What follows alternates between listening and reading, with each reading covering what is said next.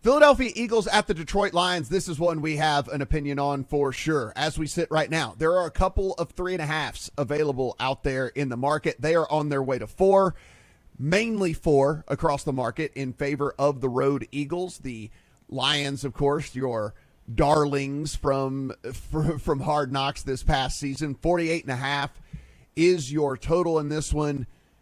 Steven, look, you and I are looking at this one the same way. I like this Eagles team a ton. I have picked this Eagles team to come out of the NFC and participate in the Super Bowl.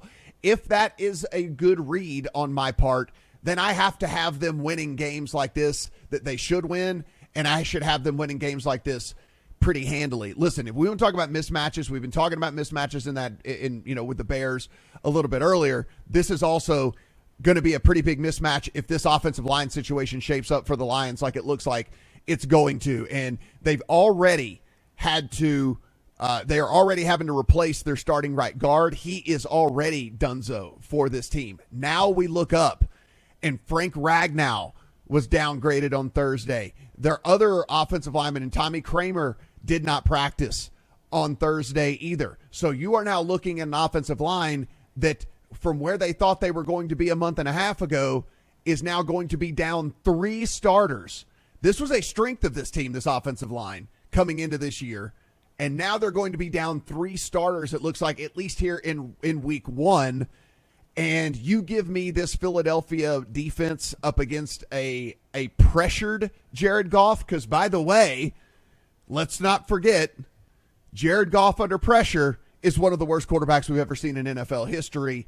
I think this one is the one that could get out of hand. I do understand it's on the road. I do understand that Jalen Hurts still needs to prove it to us.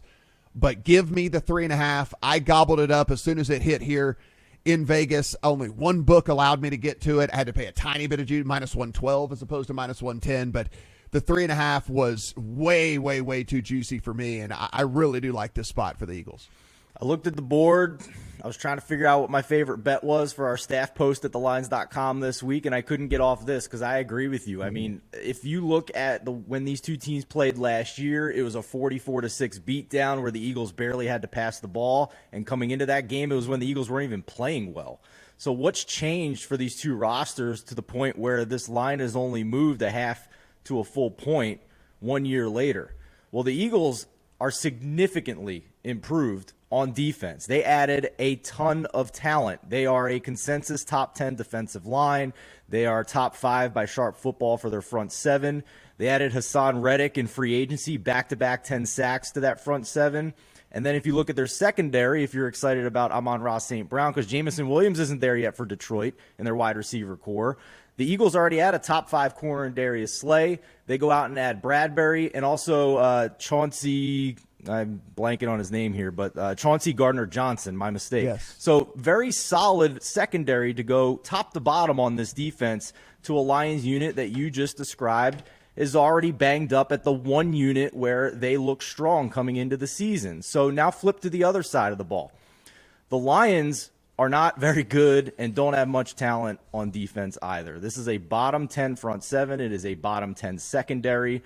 The Eagles add A.J. Brown in the offseason, a top 5 graded receiver by PFF, and he's facing either Jeffrey Okudah, who gave up 12.6 yards per target last year, or Amani Oruwari, the other corner, who gave up 9.1 yards per target. So I think the Eagles can do literally whatever the hell they want in this game with a consensus top 2 offensive line, and a quarterback in Jalen Hurts in the second half of last year was top 10 in both dropback EPA and also success rate. And if they decide to run the ball, the Eagles were top 5 in rush EPA and success rate. So I literally look at this game from an on-field matchups handicapping perspective and cannot figure out how the Lions are going to stay in it. I just can't.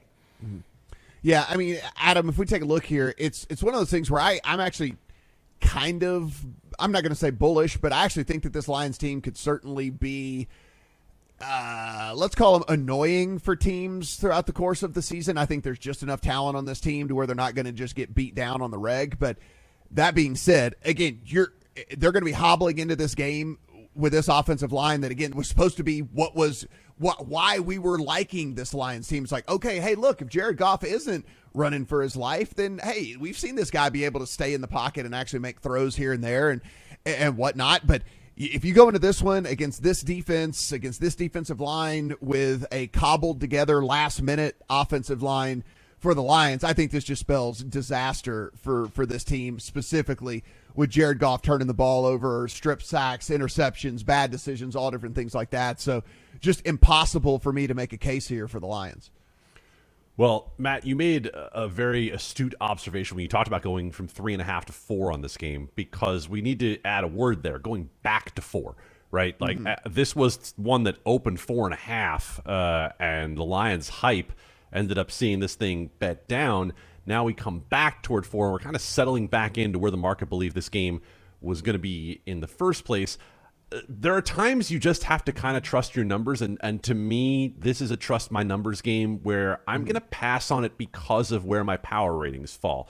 I have this number at 3.5, 4 being just about right, and I'm going to pass on it for that reason. Now, there's a reason I said trust the numbers, because everything you guys just mentioned about the eye test with Philadelphia the second half of last year and Detroit, I think would lead you to say, yeah, this could be Philadelphia in a big way.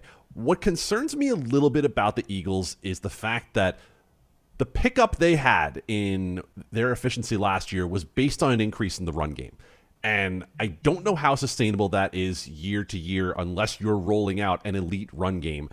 Maybe some of that is built on the fact that Jalen Hurts can add to that run game, right? But as you mentioned a moment ago, Jalen Hurts is definitely a guy I want to see do it. Do I believe he's going to do it this week? Yeah, I do. I don't believe it enough to get my money involved in this one. So ultimately, I'll pass on the game, but I see where you guys are going.